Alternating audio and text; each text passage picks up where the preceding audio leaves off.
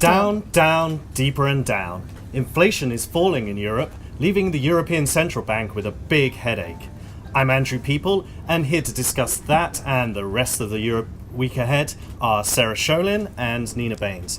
Sarah, inflation in the Eurozone fell to just 0.7% in October. We get the latest figures next week. What's on the cards?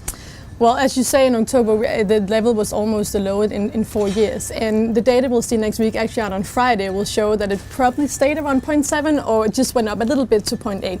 But even if it goes up to 0.8, we're still in a situation where inflation is really, really low and well below the 2% target from the European Central Bank. Right, okay. I guess the real worry is that with inflation falling, that'll eventually slip into deflation.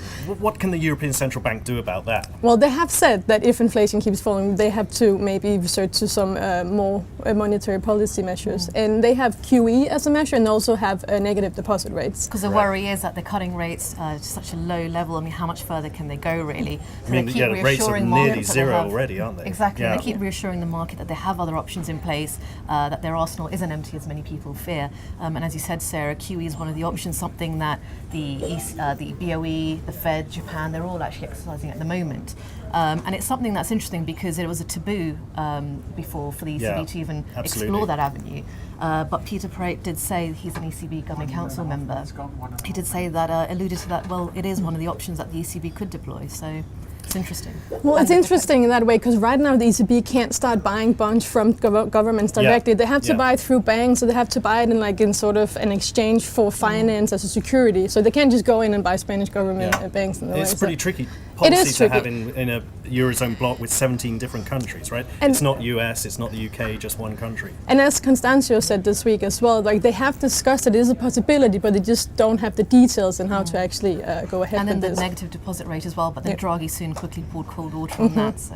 But it's interesting, like they actually said, the story this week said that they could lower the deposit rate to negative 0.1%, which would be the first time we've seen negative. Step.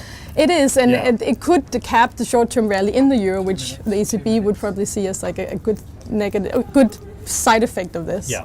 Meanwhile, unemployment riding high still in the Eurozone. More figures next week. What are we expecting there? Well, it's not great. It probably won't be great. We're still Sure. looking at a record high level of 12.2%, which is like more than 1 in 10. And we saw consumer confidence this week fall back. It's been steadily improving over the last year, so it's actually recorded its first pullback in the last 12 months. So we have a situation with really high unemployment and really low inflation. So we probably need to see something to get this going. Okay, well, over in the US, bit of a quiet week, I guess, later in the week because of the Thanksgiving holiday, but and Black Friday. Yeah, and some important economic data before that, I guess. Yeah, well, Black Friday won't be quiet if you're out shopping for sure. For the markets. For the markets. Yeah, but we have durable goods data, we have some housing data and consumer confidence. And I think what everyone will be looking for in this, will it suggest the taper could be in the cards in December? It's been like various voices saying that, the tapering of the asset purchases could come in the next few meetings. And we even actually had Bullard out this week saying that it is in the cards for December. So he's been saying a bit of everything, really. So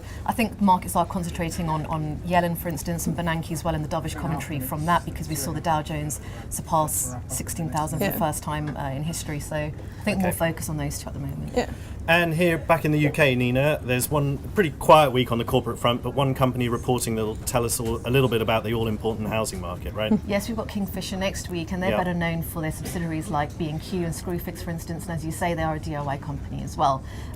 So yes, the housing market is seen as an important part of the story there, but maybe not as important as some people would like. Yes, it's helpful, but is it really going to make any material impact? We're not so sure on that front. But the UK business side of the business is doing better after a rocky first half, but concerns do centre around France, for instance. Its main competitor on the continent, Leroy Merlin, has been aggressively cutting prices and destabilising local markets in other countries, so that's a bit of a worry as well. So next week we have some UK housing data and also some confidence figures as well, which feeds into this whole overall story with the retail space. Well, could be a week of mixed news by the sound of things here in Europe and the UK, but stay tuned, and that's your Europe Week ahead.